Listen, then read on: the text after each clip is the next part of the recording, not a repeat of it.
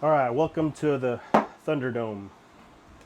If you're like me, you're always trying to find new ways of trying to do things a little bit faster, or trying to improve your hand skills with tools. One of the things that I started doing was learning how to use this. This, I know people think maybe it's just a rough tool,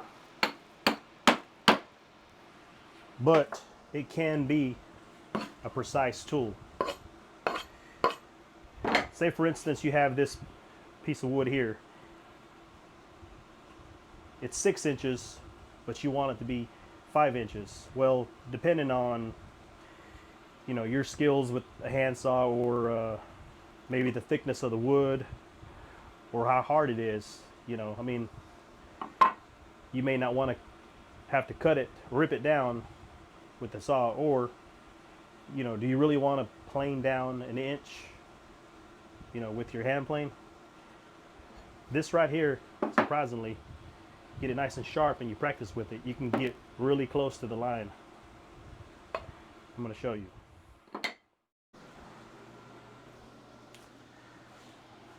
We'll start off by marking the line we can see here.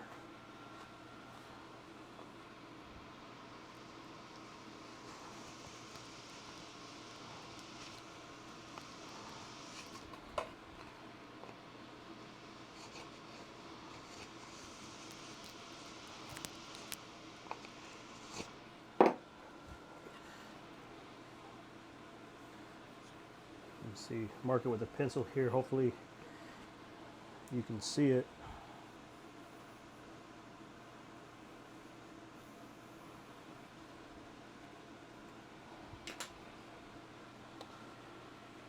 There you go.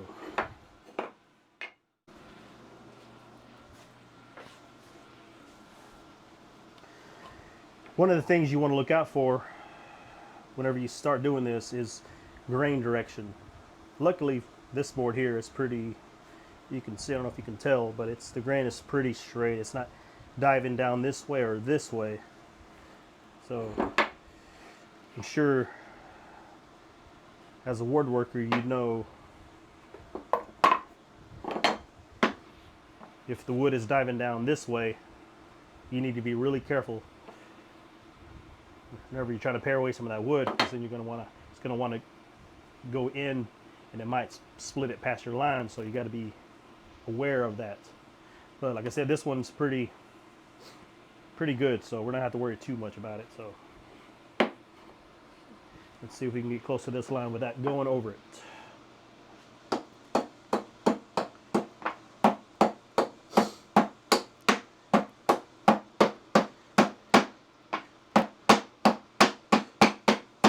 Make a couple of relief cuts here, and then just work your way down, nice and easy.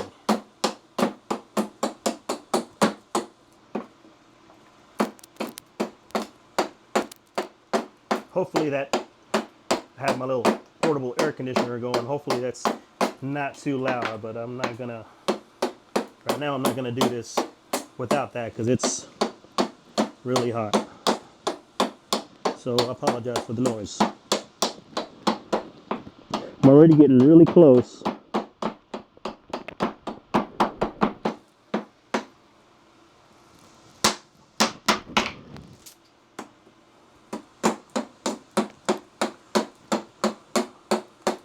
If this takes too long, I'll speed it up. You also got to watch out for the other side. Make sure. But I'm angled a little bit this way, so I'm not going to go over it.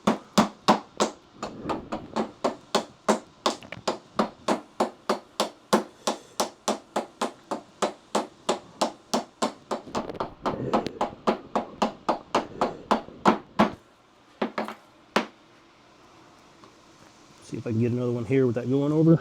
Oh yeah.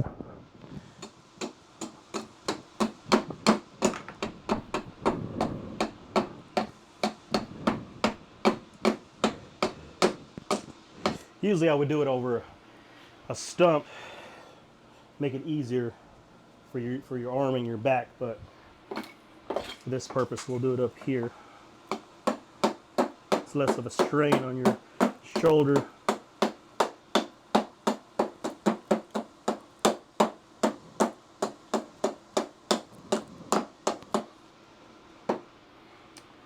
Oh yeah, that's good. Pretty close.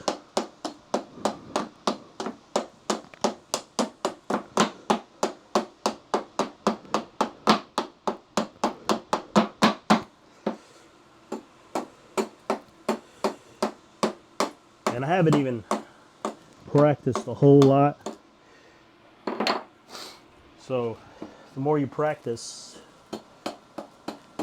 the quicker, the better control you'll have, and the quicker you'll be. All right, now this out of here.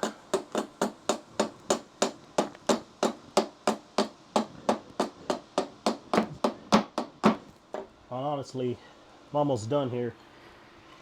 Right about now, you'd probably still be planing. Like I said, depending on how hard the wood is and how good your skills are with the hand plane.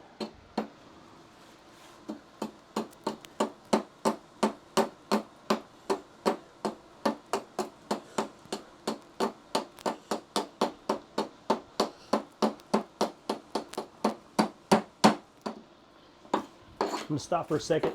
I'm going to move the camera a little bit closer so hopefully you can see it better. Let's see. A little bit more here.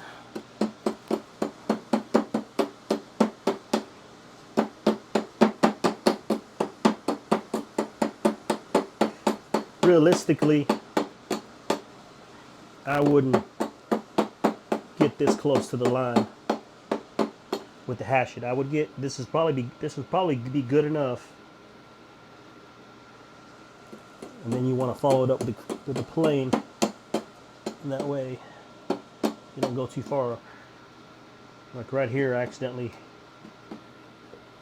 chipped on me right here, as you can see, which is why, like I said, you wouldn't really get that close. But the rest of it, as you can see, so that's probably good enough right there. But I just want to show you, you can get pretty close to that line.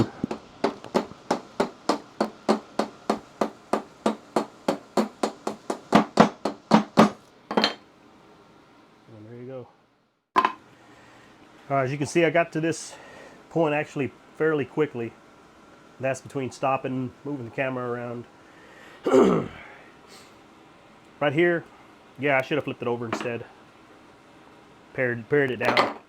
Instead, I had it like this, and it jumped on me and split bad. But like I said, normally you wouldn't get that close.